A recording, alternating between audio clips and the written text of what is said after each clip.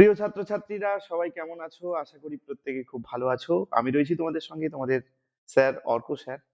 আজকে AP education বাংলায় যে ভিডিওটা করার কারণ হচ্ছে, অনেক দিন হয়ে গেল, অর্থাৎ 12 তারিখ তোমাদের বাংলা পরীক্ষা, অর্থাৎ উচ্চ মাধ্যমিক 4th সেমিস্টারের পরীক্ষা শেষ হয়েছে, কিন্তু ভিডিও দিচ্ছি আজকে। এটা নিয়ে অনেকেরই কথা উঠতে পারে হয়তো, কিন্তু বলে রাখি, এই ভিডিওটা করা উচিত ছিল যেদিন পরীক্ষা হয়েছে, পরীক্ষার পরের দিন বা সেই দিন দিলে ভালো হতো, কিন্তু দেওয়াটা সম্ভব হয়নি। কারণ আমাদের চ্যানেলটা নতুন, আর সেভাবে যে খুব একটা ইমপ্রুভ করেছে তাও নয়। সবেমাত্র পথ চলা, আর নানান কর্মকাণ্ডের সঙ্গে যুক্ত থাকার কারণে ভিডিওটা দেওয়া হয়ে ওঠেনি, এর জন্য আমি ক্ষমা চাইছি। আর একটা কথা যেটা হচ্ছে, আমি ভেবেছিলাম যে বাংলা পরীক্ষার পরের দিনই হয়তো এই ভিডিওটা দেওয়া উচিত, কিন্তু আর একটা জিনিস ভাবলাম যে ভিডিও যদি আমি আপলোড করি, তাহলে বাংলা পরীক্ষার পরের দিনই আছে ইংরেজি পরীক্ষা, তারপর অন্যান্য পরীক্ষা আছে, এগুলো সমস্যা হতে পারে। ভুল ত্রুটিগুলো বুঝে নিলে ছাত্রছাত্রীদের কিন্তু পরের পরীক্ষার প্রভাব পড়তে পারে, এই কারণে আমি দিইনি। যাই হোক, আজকে আমি ভিডিও দিচ্ছি।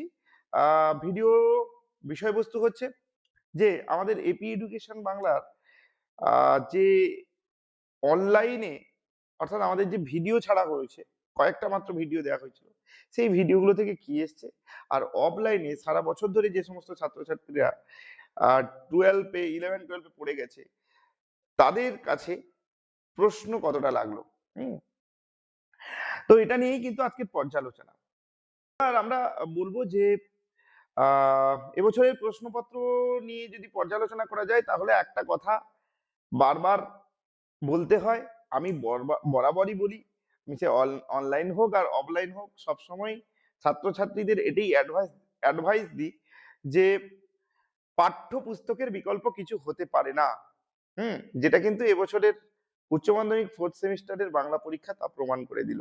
খুঁটিয়ে বই পড়তে হবে, আর যে ছাত্রছাত্রী খুঁটিয়ে বই পড়বে, তাদের ক্ষেত্রে কিন্তু এই সমস্যাটা কোনোদিনই আসবে না।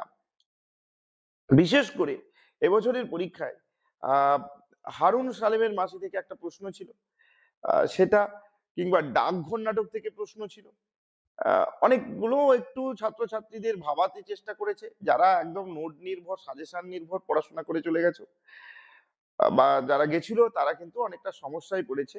কারণ তাদের মনের মতো প্রশ্ন, যে প্রশ্নগুলো তাদের স্যার কিংবা ইউটিউব ভিডিও বিভিন্ন জায়গা থেকে তারা পেয়েছে, সেই কয়েকটা করে গিয়েছিল, বা সেটাও ঠিকঠাক করেনি, এরকমও আছে।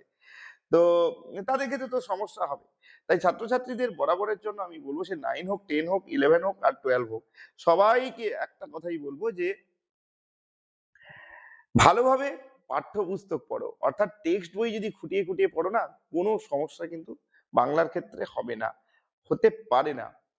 আর ক্লাস 10-এ যাই হোক না কেন, 11 12-এ কিন্তু একটু ঘুরিয়ে পেঁচিয়ে প্রশ্নগুলো দেবে, এবং ভেতরের গভীর, মানে টেক্সটের গভীরে বা তার অন্তর্নিহিত ব্যাপারটা কিন্তু থাকছে। সেক্ষেত্রে যারা 11 থেকে 12-এ উঠবে, তাদের ক্ষেত্রেও বলবো টেক্সট বইয়ের বিকল্প কিচ্ছু হয় না, কোনো সাজেশন দরকার নেই, কোনো সহায়িকা বইয়ের দরকার নেই, তুমি নিজে পড়ো। দেখবে তোমাকে আর এত ভাবনা চিন্তা করার দরকার নেই। তো আজকে যেটা নিয়ে আমি আলোচনা করব বলে এসেছি, সেটা হচ্ছে যে এই যে 4th সেমিস্টারের বাংলা পরীক্ষায় আমাদের এখানকার সাজেশন, অর্থাৎ এপি এডুকেশনের সাজেশনে ঠিক কি এলো আর কি আসেনি, সেটা নিয়ে পর্যালোচনা করব। দেখো, প্রথমে আমি দুটো স্ক্রিনে দেখিয়ে দিচ্ছি যে এটা হচ্ছে উচ্চ মাধ্যমিক 2026-এর প্রশ্নপত্র, আর এদিকে দেখা যাচ্ছে যে এপি এডুকেশন বাংলার সাজেশন। তো দুটোকে পাশাপাশি রেখেছি, আমি দেখিয়ে দিতে চাই। প্রথমেই আমাদের এপি এডুকেশনের দেওয়া হয়েছিল প্রার্থনা, অর্থাৎ কবিতা থেকে প্রশ্ন দেওয়া হয়েছিল, আর এদিকে প্রথমেই হচ্ছে গল্প থেকে প্রশ্ন এসছে। তো দেখা যাক কি প্রশ্ন এসছে। প্রশ্ন এসছে যে মানিক বন্দ্যোপাধ্যায়ের হলুদ পোড়া গল্পে নবীন চরিত্রটি সম্পর্কে আলোচনা করো, এই প্রশ্নটা এসছে। এবার দেখার বিষয়, আমাদের এই হলুদ পোড়া গল্প থেকে এই প্রশ্নটা এসছে কিনা। দেখো আমি প্রথমেই বলেছিলাম যে একটু পুরো হুবহু এই ধরনের প্রশ্ন আসবে না, তবে সেইটা করে গেলে আসবে। আমি প্রথমে তাহলে চলে যাই হলুদ পোড়া থেকে। দুটো গল্প রয়েছে, এক হচ্ছে হলুদ পোড়া আর হচ্ছে হারুন সালেমের মাসি। দেখো প্রথমে আমি বলে দিই যে হলুদ পোড়া গল্পে নবীন চরিত্রটি সম্পর্কে আলোচনা করো। এখানে আমার কিন্তু টপ 2 এর প্রশ্ন দেখতেই পাচ্ছ তোমরা, টপ 2 এর প্রশ্ন। হলুদ পোড়া গল্প অবলম্বনে নবীন চক্রবর্তী সম্পর্কে কি জানতে পারো লেখো। নবীন কোন দুর্বুদ্ধি থেকে বিরত করতে চেয়েছেন, অর্থাৎ বুঝতেই পারছো প্রশ্নটা এরকম দেওয়া হয়েছে, অর্থাৎ নবীন চরিত্র সম্পর্কে কিন্তু জানতে চাইছে। এবার আমরা চলে যাব অসম্ভব দুশ্চিন্তা হলো গৌরবীর। অসম্ভব দুশ্চিন্তা হলো গৌরবীর, এটা হচ্ছে হারুন সালেমের মাসি থেকে নেওয়া হয়েছে। এক্ষেত্রে বলে দিই অসম্ভব দুশ্চিন্তা হলো গৌরবী। আমি একটু এটা নিয়ে আলোচনা করে দেওয়া যাক। টোটাল আমি 5টা প্রশ্ন দিয়েছি, তার আবার অথবা অথবা রয়েছে। টোটাল 5টা নয় 8টা প্রশ্ন দিয়েছি। এই 8টা এবং টেক্সট বই যদি কেউ খুঁটিয়ে খুঁটিয়ে পড়ে যায় তার আর লিখতে অসুবিধা হবে না। হুম। তো হারুন সালেমের মাসি থেকে কিন্তু সেরকম ভাবে লাইন তোলা এই প্রশ্নটা আসেনি, কিন্তু সেক্ষেত্রে কিন্তু হলুদ পোড়া থেকে চলে এসছে। তবে একটা কথা বলতে হয় যে এই যে অসম্ভব দুশ্চিন্তা হলো গৌরবীর, গৌরবীর পরিচয় দাও আর গৌরবীর দুশ্চিন্তার কারণ কি, এইটা কিন্তু আমরা গৌরবীর পরিচয় যদি চাই তাহলে দেখো হারুন সালেমের মাসি অবলম্বনে গৌরবীর পরিচয় বলতে মাতৃরূপের পরিচয় একটা পেতে পারি। আর যেটা দেখা যাচ্ছে, হ্যাঁ একদম আমাদের প্রথম প্রশ্ন দেখো, দেখিয়ে দিই যে গৌরবীর পরিচয় দাও। দেখতেই পাচ্ছ গৌরবীর পরিচয় দাও, আর এদিকেও কিন্তু গৌরবীর পরিচয় দাও, এই প্রশ্নটা কিন্তু এসছে। এবার বলছে গৌরবীর দুশ্চিন্তার কারণ কি, 3 নম্বরের প্রশ্ন। সেক্ষেত্রে কিন্তু তোমাকে টেক্সট বই খুঁটিয়ে পড়তে হবে এবং সেখানে লিখতে হবে কি যে একদিকে আহ সন্তান থেকে সন্তানদের কাছ থেকে বিচ্যুত আহ এই হিন্দু স্বামীহারা মহিলা গৌরবী, পরের আশ্রয়ে আশ্রিতা, এবং তার ছেলেপুলেরা তাকে দেখে না, বিশেষ করে তার ছেলে নিবারণ তাকে দেখে না এবং তাকে আশ্রয়ও দেয়নি। তো সেই কারণেতে পরের আশ্রয়ে আশ্রিতা, আর একটি বিধর্মী ছেলেকে সে জায়গা দিয়েছে। যে ছেলেটির মা হারিয়ে গেছে, মা মারা গিয়েছে, বাবা মারা গিয়েছে, কিন্তু এই গৌরবীকে সে মায়ের স্থান দিয়েছে, মাসি বললেও সে মায়ের স্থান দিয়ে তার কাছে থাকতে চায়। সমাজ, জাতপাত সবকিছু নিয়ে গৌরবী বড় দুশ্চিন্তায় পড়েছে যে এই ছেলেটিকে তার সঠিক জায়গাটাকে কিভাবে দেবে। এইটা নিয়ে কিন্তু তোমাকে লিখতে হবে, মানে গৌরবীর দুশ্চিন্তার কারণটা এটাই, এই যে কারণ এক ধর্ম, সমাজ আর ছেলের কাছ থেকে বিচ্যুত হওয়ার এবং সেখান থেকে ফিরে যাওয়া এবং ছেলের কাছ থেকে মানসিক এক প্রকার অত্যাচার, এই সবকিছুকে নিয়ে কিন্তু দুশ্চিন্তার একটা প্রহর গুণ ছিল গৌরবী, এই কথাটা কিন্তু লিখতে হবে। এবার আমরা চলে যাব দেখো মধ্যবিত্ত মধির জগতে আমরা বেদনাহীন অন্তহীন বেদনার পথে। উদ্ধৃত অংশটির তাৎপর্য বুঝিয়ে লেখো। এটা কোথা থেকে নেওয়া হয়েছে তোমরা নিশ্চয়ই বুঝতে পারছো। এটা নেওয়া হয়েছে কোথা থেকে, এটা নেওয়া হয়েছে তিমির হননের গান থেকে। আমরা তিমির হননের গানে চলে যাব, যে এপি এডুকেশন বাংলা তিমির হননের গানে এই লাইনটা বা এই ধরনের কোনো প্রশ্ন আমি দিয়েছিলাম কিনা। দেখো মধ্যবিত্ত মোদির, এখানে একটু দেখে নাও টপ 10 এর প্রশ্ন। টপ 10 এর প্রশ্ন আমি একটু জুম করে দেখাচ্ছি। দেখো মধ্যবিত্ত মোদির জগতে আমরা বেদনাহীন, মধ্যবিত্ত মোদির জগৎ বলতে কি বুঝিয়েছেন, বেদনাহীন শব্দটি কেন ব্যবহার করা হয়েছে, অর্থাৎ এই অন্তর্নিহিত বা তাৎপর্য বুঝিয়ে লেখো। আদতে কিন্তু দুটোই একই। এরপরের প্রশ্নে চলে যাব, মৃত্যুর পাশ কাটিয়ে বাবা এলো ছেলে এলো না, কবিতাটি কোন প্রেক্ষিতে লেখা, ছেলের ঘরে না ফেরার কারণ কি। এটা কোথা থেকে নেওয়া হয়েছে নিশ্চয়ই তোমরা বুঝতে পেরেছো, এটা নেওয়া হয়েছে কেন এলো না, সুভাষ মুখোপাধ্যায়ের কেন এলো না। মৃত্যুর পাশ কাটিয়ে বাবা এলো ছেলে এলো না, এই প্রশ্নটা কোথা থেকে দিয়েছি একটু তোমাদের দেখিয়ে দিই। আমাদের টপ 5 প্রশ্ন, টপ 5 এর প্রশ্ন, এই যে টপ 5 এর দিলাম না, এই টপ 5 এর এই কটা প্রশ্ন অথবা অথবা একই উত্তর। এই কটা প্রশ্ন যদি কোনো ছাত্রছাত্রী করে যেত তাহলে কিন্তু এই এই প্রশ্ন লিখে আসতে পারতো। কোন প্রেক্ষিতে লেখা, আমাদের যে সাজেস্টিভটা এমন ভাবে করা হয়েছে, ভালোভাবে খুঁটিয়ে বই পড়বে এবং তারপর এই প্রশ্নগুলো সলভ করার করতে পারলেই যে কোনো প্রশ্ন আসুক না কেন সে লিখে আসতে পারবে। দেখো এখানে দেয়া আছে মৃত্যুর পাশ কাটিয়ে বাবা এলো ছেলে এলো না। আমাদের এই লাইনটা দেখো, মৃত্যুর পাশ কাটিয়ে বাবা এলো, তারপরের লাইন হচ্ছে ছেলে এলো না। উদ্ধৃত অংশটির তাৎপর্য বা মৃত্যুর পাশ কাটিয়ে বলতে কি বোঝানো হয়েছে, মানে তোমার কোন পরিপ্রেক্ষিতে লেখা হয়েছে। হুম, এইটা কিন্তু এই কথাটা বলছে, এই যে উৎস প্রসঙ্গ সহ তাৎপর্য বিশ্লেষণ বা কি কারণে কোন প্রেক্ষিতে ছেলের না ফেরার কারণ কি, এগুলো এই কটা প্রশ্ন যদি সে করে যায় কোনো ছাত্রছাত্রী, তাহলে অনায়াসে এই প্রশ্নের উত্তরগুলো লিখে আসতে পারবে। এবার চলে যাব নানা রঙের দিন থেকে কি প্রশ্ন দেয়া হয়েছে। নানা রঙের দিন, এখানে এসছে নানা রঙের দিনে এই তো জীবন এই তো জীবনের সত্য কালীনাথ, জীবনের সত্য কি, বক্তা কিভাবে এই সত্যে উপনীত হয়েছেন। এবার তাহলে আমরা দেখব যে এই প্রশ্নটা আমরা আদতে দিয়েছি কিনা।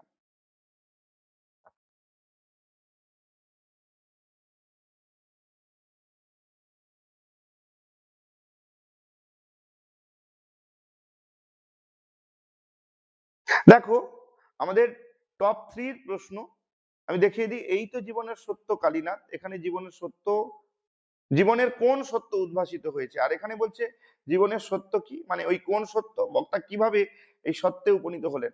এই প্রশ্নটা যারা করে যেতে পারবে বা টোটাল এই 3-এর দাগের প্রশ্নগুলো যদি কেউ করে যায় তাহলে কিন্তু এই প্রশ্নটার উত্তর লেখা সম্ভব। কিন্তু তাও বলছি এটা যদি আরো এই প্রশ্নগুলো এবং সেই সঙ্গে সঙ্গে টেক্সট বই যারা খুঁটিয়ে পড়ে গেছে তাদের ক্ষেত্রে কিন্তু সমস্যা কোনোভাবেই হবে না। এরপরে বলছে দেখো যে পুরোনো দিনের কথা ভুলে যান চাটুর্যে মশাই, কোন প্রসঙ্গে কথা বলা হয়েছে, পুরোনো দিনের কথা কেন ভুলতে বলা হয়েছে। এই যে পুরোনো দিন, আহ এক্ষেত্রে কিন্তু টপ 4 এর যে প্রশ্নগুলো আছে এগুলো করে গেলে আর টেক্সট বই পড়ে গেলে কিন্তু এর উত্তর লেখা খুব সহজ হবে। আর নাম্বার তোলাটা কিন্তু খুব সহজ। টেক্সট বইটা একটু ভালো করে যারা খুঁটিয়ে পড়ে যাবে তাদের ক্ষেত্রে কিন্তু এই যে প্রশ্ন, এবারের প্রশ্ন আমি মনে করি খুব সুন্দর প্রশ্ন হয়েছে। হ্যাঁ, কারণ নাম্বার তোলাটা সহজ, শুধু তোমাকে জাস্ট খালি সাজেশন না করে টেক্সট বইটা পড়তে হতো। এই গেল নানা রঙের দিন। এবার চলে আসবো খুব ভাইটাল একটা প্রশ্ন, সেটা হচ্ছে বা ভাইটাল একটা জায়গা যেটা ছাত্রছাত্রীদের সব থেকে ভীতিকর জায়গা, যেটা হচ্ছে ডাকঘর নাটক। এই ডাকঘর নাটক থেকে কিভাবে কোথায় কি দেয়া হয়েছে সেটা একটু জানিয়ে দিই। আমাদের যেটা এসছে যে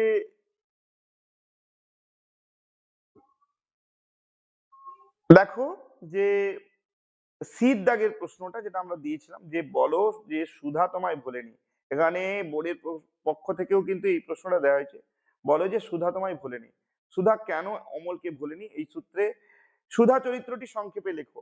এবার এখানে দেখো নাটকের শেষ সংলাপে সুধার মন্তব্যের তাৎপর্য, এখানে বলছে সুধা কেন অমলকে ভোলেনি, এই সূত্র ধরে চরিত্রটি সংক্ষেপে আলোচনা করো। এখানে কিন্তু সেই একই কথা যে এই কেন অমলকে ভোলেনি অর্থাৎ সংলাপ হিসেবে সুধার মন্তব্যের তাৎপর্য, বা এখানে এই প্রশ্নটাও করা যেতে পারে যে সুধা তোমাকে ভোলেনি, তো উদ্ধৃতাংশটির তাৎপর্য ব্যাখ্যা করো, মানে সুধা কেন অমলকে ভোলেনি এই সূত্রে সুধা চরিত্রে সম্পর্কে আলোচনা করো। তো এই প্রশ্নটা করলে কিন্তু সুধা চরিত্র বা এখানে দেখো 4 নম্বর 4-এর দাগের একটা প্রশ্ন আছে সুধার পরিচয় দাও।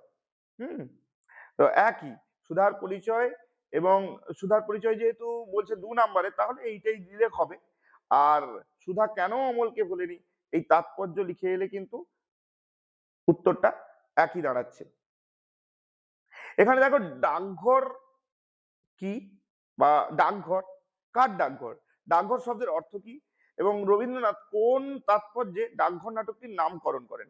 আমি একটু দেখিয়ে দিই যে ডাকঘর নাটকের নামকরণ, এই ডাকঘর নাটকের নামকরণ দেখো এই যে আমি দিলাম ডাকঘর নাটকের নামকরণের সার্থকতা, এইটা কিন্তু এই জায়গাটায় লিখতে হবে, মানে 3 নম্বরের প্রশ্ন এটা দাঁড়াচ্ছে। আর ডাকঘর শব্দের সাধারণ অর্থ কি এটা নিয়ে আমি কিছুক্ষণ পর আলোচনা করে দিচ্ছি। ডাকঘর নাটকের নামকরণের সার্থকতা, এখানেও সেই একই। আর শুধু তোমাকে ডাকঘরের শব্দটি সাধারণ অর্থ কি এটা নিয়ে একটু ছোট্ট করে লিখে আসতে হবে, তাহলে কিন্তু তুমি অনায়াসে লিখতে পারবে। এই গেল। আর একটা জিনিস হচ্ছে, এইগুলো নিয়ে একটু আমি আলোচনা করে দিচ্ছি যে এগুলো কি হবে, যারা ছুঁয়ে এসছো তাদের ক্ষেত্রে এই প্রশ্নগুলো নিয়ে একটু আলোচনা করে দেওয়া হবে। এবার চলে আসি বাঙালির শিল্প এবং সংস্কৃতি নিয়ে একটু আলোচনা করে দেওয়া যাক। বোর্ডের প্রশ্ন থেকে এসছে বাংলার ইতিহাসে, বাংলার চিত্রকলার ইতিহাসে অবনীন্দ্রনাথ ঠাকুরের অবদান। দেখো এখানে আমি কিন্তু দিয়ে দিয়েছি 3 দাগের প্রশ্ন, বাঙালির চিত্রকলা চর্চায় অবনীন্দ্রনাথ ঠাকুরের অবদান আলোচনা করো। নেক্সট হচ্ছে তথ্যচিত্র, অর্থাৎ সিনেমা থেকে এসছে, চলচ্চিত্র থেকে এসছে। তথ্যচিত্র কাকে বলে, বাংলা তথ্যচিত্র ধারা সম্পর্কে আলোচনা করো। আমরা চলচ্চিত্রের 8 নম্বর পয়েন্টে দেখো, তথ্যচিত্র বলতে কি বোঝো, বাংলা সিনেমায় এই ধারা সম্পর্কে আলোচনা করো। মানে এগুলো কিন্তু হুবহু লেগে গেছে।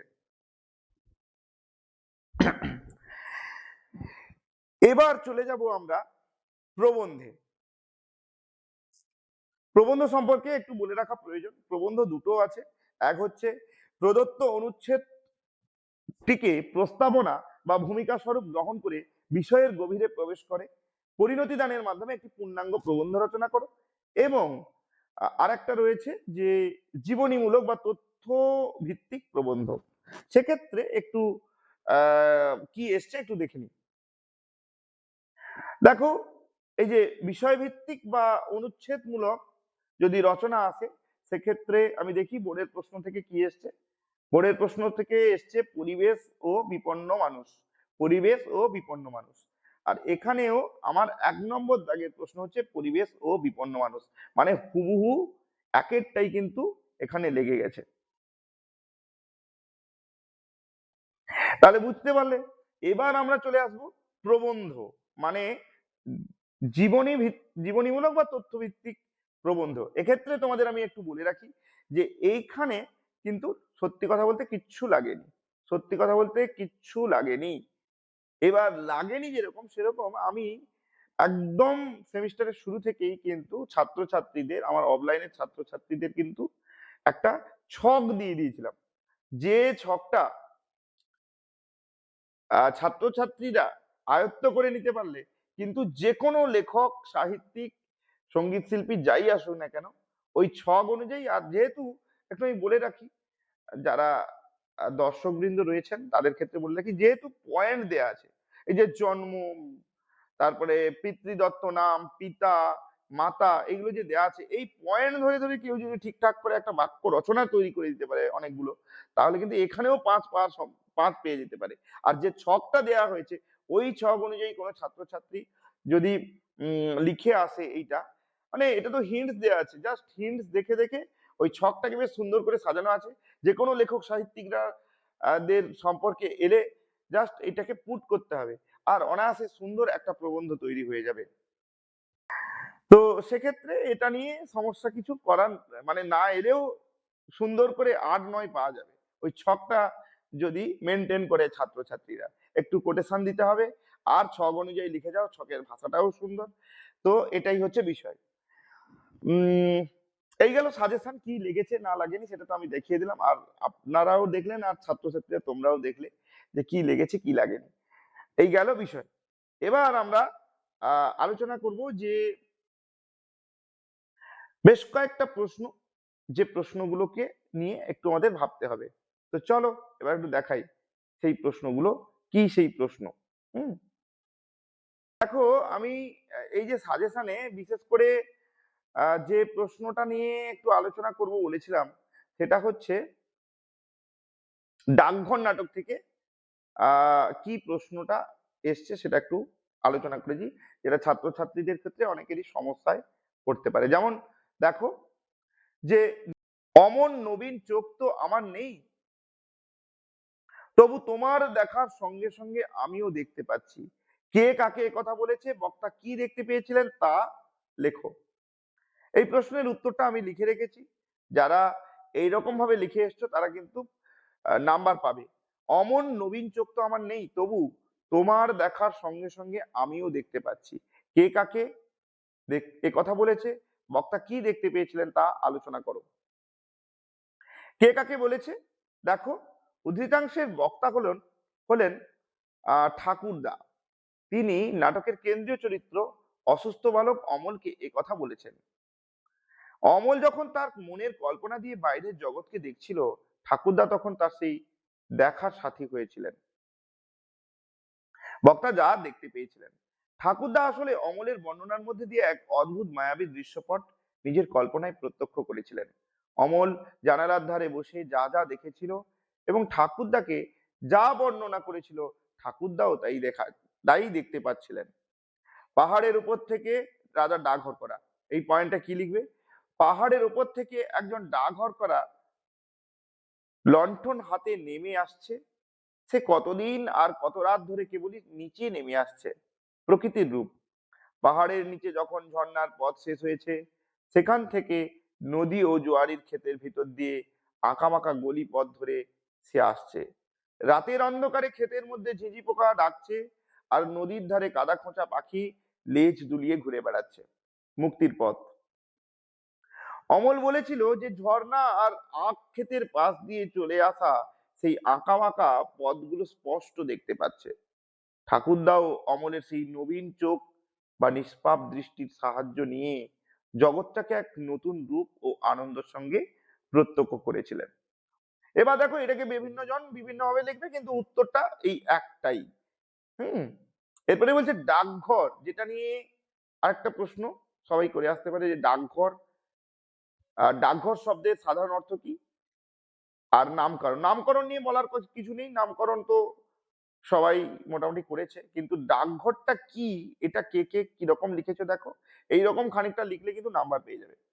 ডাকঘর শব্দটির সাধারণ অর্থ বা আবিধানিক অর্থ হলো এক সরকারি কেন্দ্র বা কার্যালয় যেখানে চিঠিপত্র আদান প্রদান করা হয়, অর্থাৎ যেখান দিয়ে দেশ বিদেশের মানুষের খবরাখবর বা বার্তা এক জায়গা থেকে অন্য জায়গায় পৌঁছায়।